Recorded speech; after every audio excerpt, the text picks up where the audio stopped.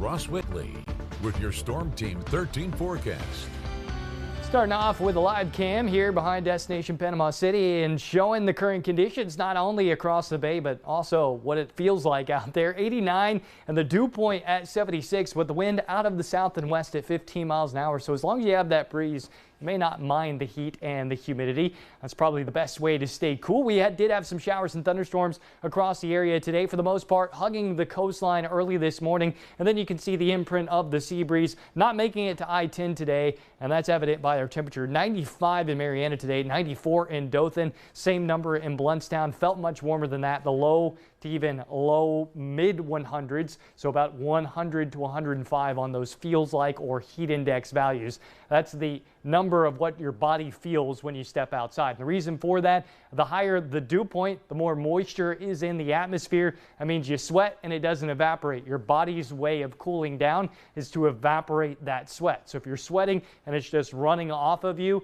you're not cooling yourself down. Your body just continues to produce sweat, and we know that feeling all too well across the area. 90 for Bluntstown at the current moment, still feeling like 104. It's nearly 90 in Panama City, still feels like 97, and you can thank those high dew points for that. We don't have that much in the way of shower and thunderstorm activity, but you can see a little backdooring upper level piece of energy that's going to set up shop over the top of us. That should increase our rain chances over the next couple of days. For coastal areas, it'll once again be the land breeze activity in the early morning hours. Thereafter, you can see the coastline protected by that southwest wind. Exception will be the Franklin County coastline going up into the bend, because as that wind comes out of the south and west, that actually pins the Forgotten Coast sea breeze right to the coastline. So right along the Franklin County coastline, still holding on to that shower and thunderstorm activity even as we go into the afternoon. But along the Emerald Coast, it's morning activity or nothing. As we go into the afternoon hours, you'll clear it. Much of the spotty shower and thunderstorms will remain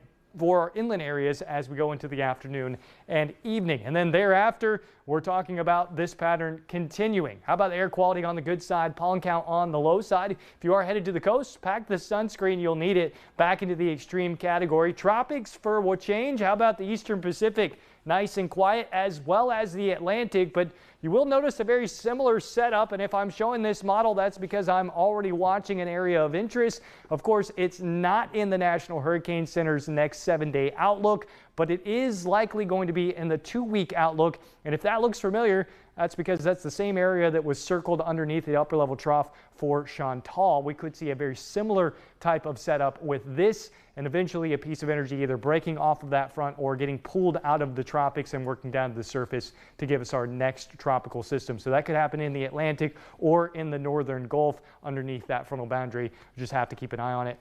Earliest it would be late next week. So again, not in the 7-day outlook, but might be in the 2-week outlook. All right, sounds good. Thanks, Ross.